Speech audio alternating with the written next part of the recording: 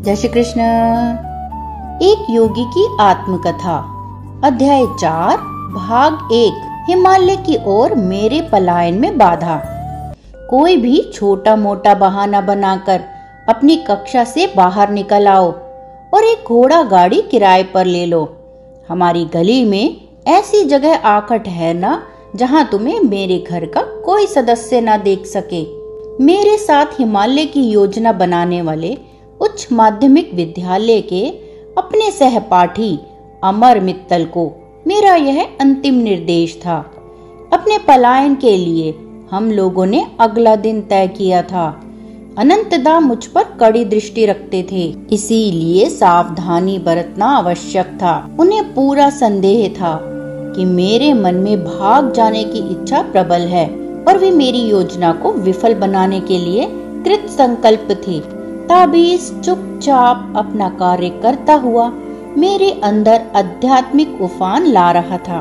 मुझे आशा थी कि हिमालय में मुझे मेरे गुरु मिल जाएंगे, जिनका चेहरा प्राय मुझे अपने अंतर मन के दिव्य दर्शनों में दिखाई देता था। पिताजी का स्थायी रूप से कोलकाता में स्थानांतरण हो गया था और अब हमारा परिवार वहीं रह रहा था। पितृसत्ताक भारतीय परंपरा के अनुसार अनंतदा भी अपने नववधू के साथ हमारे घर में रहने आ गए थे। वहां मैं अटारी पर स्थित एक छोटे से कमरे में नित्य ध्यान करके अपने मन की ईश्वर अनुसंधान के लिए तैयार कर रहा था। उस अविस्मरणीय दिन का उदय अमंगलकारी वर्षा के साथ हुआ। सड़क पर अमर की घोड़ा गाड़ी की आवाज सुनते ही मैंने जल्दी जल्दी एक कंबल में जोड़ा खड़ाऊ, 2 कॉपीन, एक जप माला, लाहिड़ी महाशय की फोटो और श्रीमद् भगवद गीता की एक प्रति बांध ली। इस पोटली को मैंने तीसरी मंजिल की खिड़की से नीचे फेंक दिया। मैं भागते हुए सीढ़ियों से नीचे उतरा और द्वार पर मछली खरीद रहे चाचा जी की बगल से आगे बढ़ गया। क्या जल्दी है? उन्होंने संशय दृष्टि से मुझे ऊपर से नीचे तक देखा। बिना कोई उत्तर दिए एक उदासीन मुस्कान के साथ उनकी ओर देखते हुए मैं गली की ओर चल पड़ा। अपनी पोटली उठाकर षड्यंत्रकारी सावधानी बरतता हुआ मैं अमर से जा मिला। हम गाड़ी में बैठकर शहर के एक बाजार चांदनी चौक में पहुंच गए। अंग्रेजी पोशाक खरीदने के लिए हम कई महीनों से अपने प्रतिदिन जलपान के लिए मिलने वाले थोड़े थोड़े पैसे बचाते आए थे।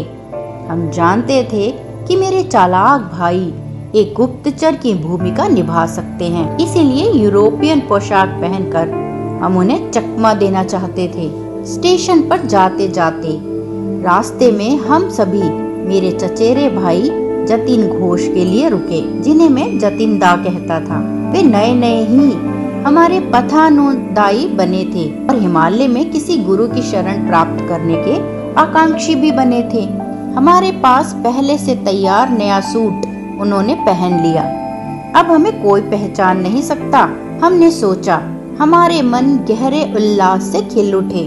बस अब केवल कैनवस जूतों की कमी है। मैं उन दोनों को एक दुकान पर ले गया जहां रबड़ के तले लगे जूतों को सजाया गया था। ऐसी पवित्र यात्रा में जीव हत्या द्वारा प्राप्त चमड़ी की चीजें नहीं ले जानी चाहिए। अपनी श्रीमद् भगवद गीता की चमड़े की जिल्द और विलायती हैट पर लगे चमड़े के फीते निकालकर फेंकने के लिए मैं बाहर सड़क पर रुक गया। स्टेशन पर हम लोगों ने बर्दवान के टिकट खरीदे। हम बर्दवान में हिमालय के चरणों में स्थित हरिद्वार जाने के लिए गाड़ी बदलने वाले थे। जब गाड़ी भी हम लोगों के समान ही भागने लगी तो मैंने अपनी कुछ महान आशाओं को शब्द प्रदान किए। जरा कल्पना तो करो, मैंने उत्साहपूर्वक कहा। महान गुरुओं से दीक्षा लेकर हम लोग ब्रह्म चैतन्य की समाधि का अनुभव करेंगे। हमारे शरीरों में ऐसी चुंबकीय शक्ति पैदा हो जाएगी कि हिमालय के वन्य पशु पालतू जानवरों की भांति हमारे पास आएंगे। बाघ हमारा दुलार पाने की प्रतीक्षा में बैठी रहने वाली घरेलू निरीह बिल्लियों से अधिक कुछ न होंगे। भविष्य का चित्र प्रस्तुत करने वाला यह वर्णन, जिसे मैं लाक्षणिक तथा वास्तविक दोनों दृष्टियों से चित्त मोहक मान रहा था, अमर के होठों पर उत्साहपूर्ण मुस्कान ले आया। परंतु जतिन दा ने अपनी दृष्टि दूसरी ओर घुमा ली और खिड़की से बाहर भागते हुए प्राकृतिक दृश्यों को देखने लगा। पैसों को 3 हिस्सों में बांट लेते हैं। जतिन दा के इस प्रस्ताव के साथ अपने दीर्घ मौन को तोड़ा। बर्दवान में हमें अपने टिकट अलग अलग खरीदने चाहिए। इससे किसी को संदेह नहीं होगा कि हम लोग साथ साथ भाग रहे हैं। मैं बिना किसी आशंका के सहमत हो गया।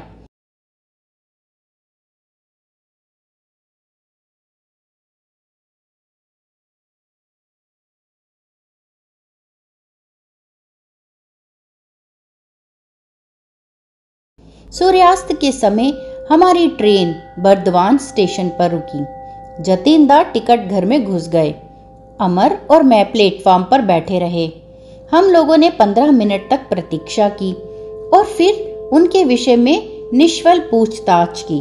चारों ओर खोज लेने के बाद मैं पूर्ण लोगों ने व्याकुल होकर और इस आघात से जतिन दा को आवाजें लगाई। परंतु को भी यह निराशाजनक स्टेशन के चारों ओर फैले अंधकार में लिए न जाने कहां लुप्त हो गए थे। पलायन के रोमांचक अवसर पर विषाद का निर्मम साया पड़ चुका था। अमर, हमें घर लौट जाना चाहिए। मैं छोटे बच्चे की तरह रो रहा था। जतिन दा का निष्ठुर प्रयाण अनिष्ट सूचक संकेत है। विफल होना ही इस यात्रा की नियति है। यही है तुम्हारा ईश्वर प्रेम। एक विश्वासघाती साथी के रूप में ली गई छोटी सी परीक्षा को भी तुम सह नहीं सकते। अमर द्वारा इसे ईश्वरीय परीक्षा बताए जाने पर मेरा मन शांत हुआ। हमने बर्दवान के सुविख्यात सीता भोग में मोतीचूर का नाश्ता किया। कुछ ही घंटों में हम बरेली होकर हरिद्वार जाने वाली गाड़ी में बैठ गए। अगले दिन मुगल सराय में गाड़ी बदलते हुए जब हम प्लेटफॉर्म पर प्रतीक्षा कर रहे थे, तब हमने एक महत्वपूर्ण विषय पर विचार विमर्श किया।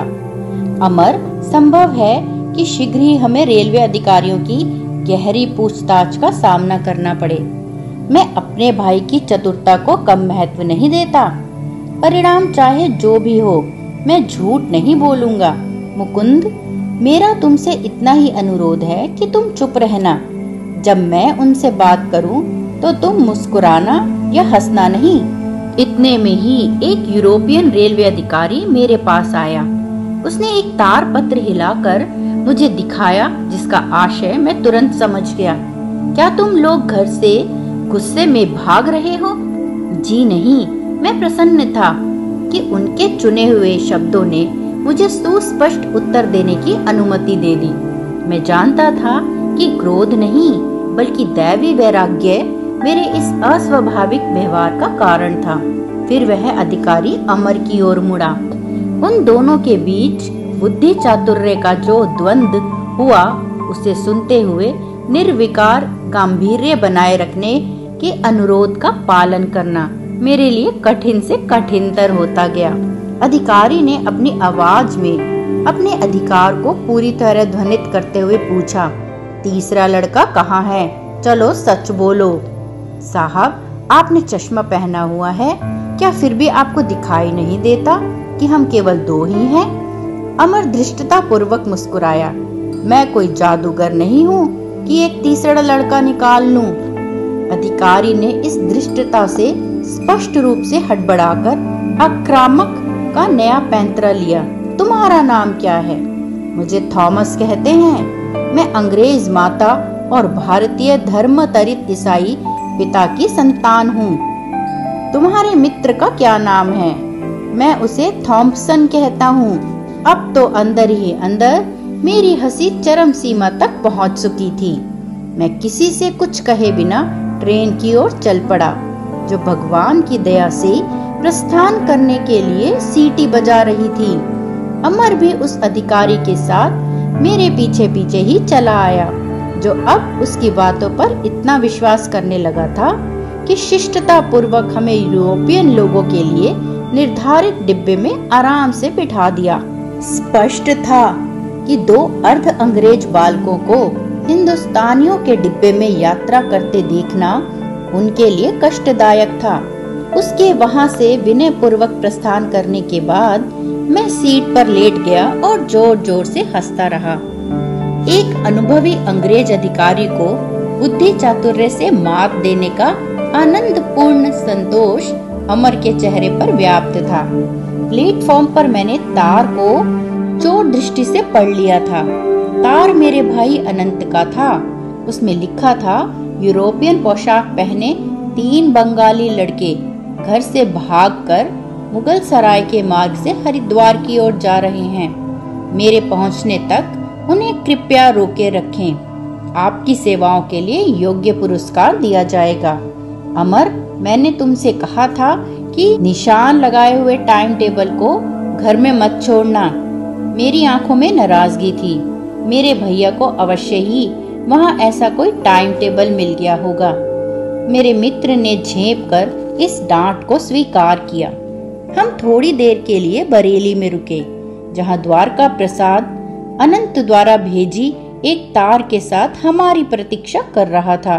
द्वारका ने हमें रोक रखने का भरपूर प्रयास किया, किंतु मैंने उसे अच्छी तरह विश्वास दिला दिया कि हमने यह पलायन हंसी मजाक के तौर पर शुरू नहीं किया था।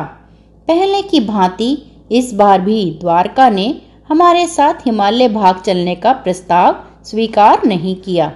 उसी रात जब हमारी गाड़ी एक स्टेशन पर खड़ी हुई थी और मैं अर्धनिद्रित अवस्था में था, तब पूछताछ करते एक और अधिकारी ने आकर अमर को जगा दिया।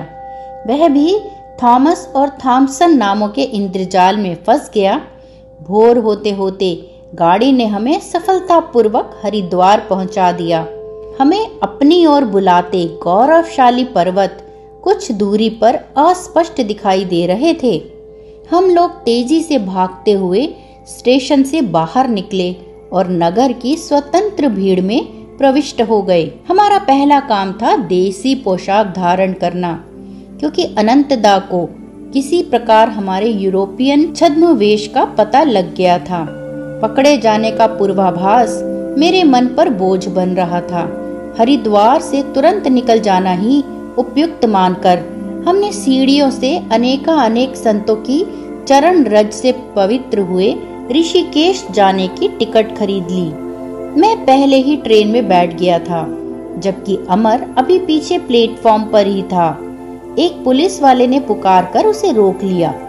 वह अवांछित प्रतिपालक हमें पुलिस स्टेशन के बंगले में ले गया और उसने हमारे सारे पैसे ले लिए। उसने शिष्टता पूर्वक यह स्पष्ट किया कि मेरे बड़े भाई के आने तक हमें वहां रोक कर रखना उसका कर्तव्य था।